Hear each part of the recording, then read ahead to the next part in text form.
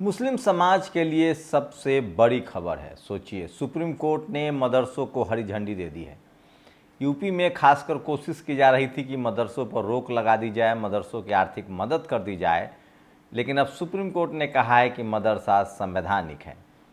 वहीं supreme court के chief justice ने कहा कि हमने ए से लेकर जेड तक को जमानत दी है, मतलब अर्नब भी और जुबैर भी। लोग पूछ रहे हैं कि यू का क्या हुआ, मतलब उमर खालिद का क्या हुआ। क्या चुनाव आयोग ने बीजेपी के इशारे पर यूपी का बाईपोल कैंसिल कर दिया? सोचिए, कहाँ वन नेशन वन इलेक्शन का दम भरने वाला देश सरकार यूपी में 9 सीटों पर बाईपोल का इलेक्शन 13 तारीख को होना था, अब 20 तारीख को होगा। अखिलेश यादव ने आरोप लगाया है कि त्यौहार में लोग आए थे, बम्पर वोटिंग होती, पीडीए एकजुट था, इसलिए सरकार डर गई। ये बड़ी खबर है। और वहीं 2500 रुपये हर महिलाओं को मिलेगा। झारखंड में इंडिया गठबंधन ने वादा किया है, उसके बड़े वादे भी हम आपको बताएंगे। और सबसे बड़ी खबर है, और कौन जीतेगा अमेरिका में चुनाव, डोनाल्ड ट्रंप या कमला हैरिस? ये सबसे बड़ी खबरें हैं जो सोशल मीडिया पर वायरल, और मैं चाहता हूं कि आपको बताऊं। तो सबसे बड़ी खबर है, मुस्लिम समाज के लिए एक अच्छी खबर है कि सुप्रीम कोर्ट ने कहा है कि हम मदरसों को बंद नहीं कर सकते, उसकी मदद नहीं रोक सकते हैं।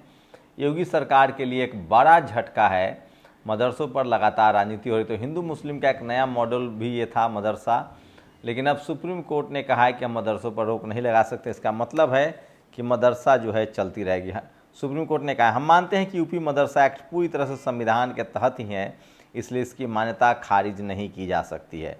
अजहरुद्दीन ओवैसी ने इसको लेकर एक बड़ा बयान दिया है जो सोशल मीडिया पर वायरल है।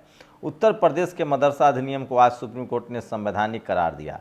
योगी सरकार की लगातार कोशिश रही है कि मदरसों को बदनाम किया जाए और उन्हें गैरकानूनी कहा जाए, शायद इसलिए क्योंकि यूपी सरकार ने 21,000 मदरसों में पढ़ाने वाले शिक्षकों को उनकी तनख्वाह नहीं दी है। ये शिक्षक दीनी तालीम नहीं बल्कि विज्ञान गणित वगैरह पढ़ाते हैं। 2022-23 तक 1628.46 करोड़ की तनख्वाह बकाया थी। उम्मीद है अब जल्द से जल्द बकाया राशि का भुगतान कर दिया जाएगा। आपको बता दें कि मदरसे के जो खर्च है वो सरकार को उठाना पड़ता है। ये सोशल मीडिया पर सबसे बड़ी खबर है, इसलिए मैं कह रहा हूँ सोशल मीडिया ही सच्चा मीडिया है, सोशल मीडिया ही बहुजन मीडिया है। तो ये तमाम बड़ी खबरें हैं जो सोशल मीडिया पर वायरल है। एक और बड़ी खबर है जो चाहता हूँ कि मैं आपको बताऊँ। सोचिए किस तरह से अखिलेश यादव ने बड़ा हमला बोला है। कहाँ चुनाव आयोग कह रहा था कि वो एक साथ वन नेशन वन इलेक्शन की बात सरकार बिल लाने वाली है, वहीं 9 सीटों पर यूपी में चुनाव होना था। पहले तो 10 सीट होना था, उसमें 9 करवाया गया। 9 में अब 13 तारीख को वोटिंग थी, सारे अनाउंसमेंट थे। अभी छठ और दीपावली में लोग घर आ गए थे। अब चुनाव रद्द कर दिया गया। अब चुनाव 20 तारीख तक होगा, तो आपको वोट डालना है तो 20 तारीख तक रुकना पड़ेगा। आपको पता है पूर्वांचल के लोग, यूपी बिहार के लोग बहुत बाहर भी रहते हैं। समाजवादी पार्टी और अखिलेश यादव ने आरोप लगाया है कि ये सब कुछ जानबूझकर किया जा रहा है ताकि वो चुनाव से हार के डर से घबराए हुए हैं। ज़्यादातर पीडीए के लोग यहाँ आए हुए थे, इसलिए इस तरह की कोशिश हो रही है। और वहीं अखिलेश यादव का एक बयान वायरल है, ऐसी लूट और डकैती किसी ने नहीं देखी होगी जैसी हम लोग भारतीय जनता पार्टी की सरकार में देख रहे हैं। हर जगह भ्रष्टाचार, ये बड़ा आरोप लगाया है अखिलेश यादव ने। तो आप लोग बताइए कि आप लोगों को क्या लगता है कि क्या चुनाव कैंसिल कर देने से इसका क्या इम्पैक्ट होगा? वहीं सोचिए झारखंड में हो या महाराष्ट्र में हो, अब केजरीवाल के तरह जो गरीब लोग हैं उसकी मदद की जा रही है। खैर बीजेपी ने भी इस तरह की योजना चलाई थी मध्य प्रदेश में, अच्छी बात है, इससे लोगों के घर पैसा पहुंचेगा। झारखंड सरकार ने कहा है, अभी हेमंत सोरेन का वादा है, अभी वो मुख्यमंत्री भी हैं और वहाँ वो मैया योजना भी चल रही है। और 2500 रुपये हर महिलाओं को अकाउंट में मिलेगा। 2500 रुपये का मतलब हुआ कि 12 दूनी 24, 30,000 रुपये हर महिला को मिलेगा। क्या है और बड़ी योजना है वो भी आपको बताएंगे, लेकिन कुछ और बड़ी खबरें हैं जो आज सोशल मीडिया पर वायरल हैं और वो आपको जानना चाहिए, जो बहुत ज़रूरी है। सोचिए बरेली में, देखिए यूपी में लॉ एंड ऑर्डर की स्थिति कितनी ख़राब है। मैं आपको दनादन खबरें बताऊंगा वहाँ क्राइम की। बरेली यूपी में पंचायत चुनाव के दौरान युवक की हत्या, आज उस मृतक के भाई पुष्पेंद्र को भी गोलियों से छलनी कर मौत के घाट उतार दिया गया।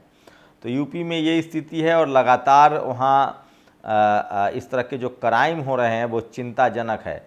और सोचिए डायल नंबर 100 था, अब उसको 112 कर दिया गया है। जब से नंबर बढ़ा है तो रेट भी बढ़ गया, हर चीज़ का जो सुविधा थी वह वसूली का काम कर रही है। अखिलेश यादव ने यह बड़ा आरोप लगाया है। तो क्राइम लगातार वहाँ बढ़ रहा है। पीलीभीत में जातिवादी गुंडों ने दलित समाज के युवक को लाठी डंडों से मारकर हत्या कर दी, ये भी सबसे बड़ी खबर है। और जिसका हाथ टूटा उसके हाथ पर लकड़ी के पट्टे लगाए जा रहे हैं, पट्टी की जगह घाव पर टेप चिपकाया जा रहा है। ये उत्तराखंड की विनोद कापरी ने शेयर किया है, जो सोशल मीडिया पर वायरल है। बीजेपी के मंत्री कहते हैं बटेंगे तो कटेंगे, लेकिन बांटने वाले लोग हैं और ये भी काटने वाले लोग हैं। खड़गे ने बड़ा आरोप लगाया है। सोचिए, अखबार को आप बीजेपी में भी हो तो दलित पिछड़ों की जो नेताओं की बेईमानी, वो बेईमान भ्रष्ट घोषित कर देते हैं। अखबार का कहना है कि ओपी राजभर के घर चोरी 2 महीने में एफआईआर नहीं कराई, ड्राइवर के यहाँ पॉलीथीन भरकर रुपए मिले, मंत्री का बेटा बोला 3 करोड़ नहीं चोरी हुए। सवाल है कि जब एफआईआर ही नहीं कराई तो पत्रकार को पता कैसे चला? तो आप अगर एससी एसटी ओबीसी दलित पिछड़े हैं और आप किसी भी पार्टी में चले जाएंगे तो भी आपका टीवी अखबार आपको कैरेक्टर असोसिएशन करता रहेगा। अब इस खबर का ये मतलब हुआ कि ओम प्रकाश राजभर के घर से 3 करोड़ की चोरी हुई है। खैर, यूपी के कुशीनगर में बदमाश 2 बहनों से छेड़छाड़ करता है, स्कूल जाने पर परेशान करता है। लड़कियों ने बात चाचा को बताई, चाचा बदमाश को समझाने गए तो झगड़ा हुआ। फिर तय हुआ कि पुलिस से शिकायत करेंगे। पिता और चाचा पुलिस स्टेशन को निकले, रास्ते में बदमाशों ने रोककर चाचा की हत्या कर दी। और नई दिल्ली में पहले एशियाई बौद्ध शिखर सम्मेलन की उद्घाटन राष्ट्रपति द्रौपदी मुर्मू ने किया है। वहीं यूपी में डीजीपी की नियुक्ति को लेकर रस्साकसी चल रही है। योगी सरकार ने फैसला किया है कि दिल्ली नहीं करेगा नियुक्ति और वो 2 साल के लिए होंगे। ये भी बड़ी खबर है।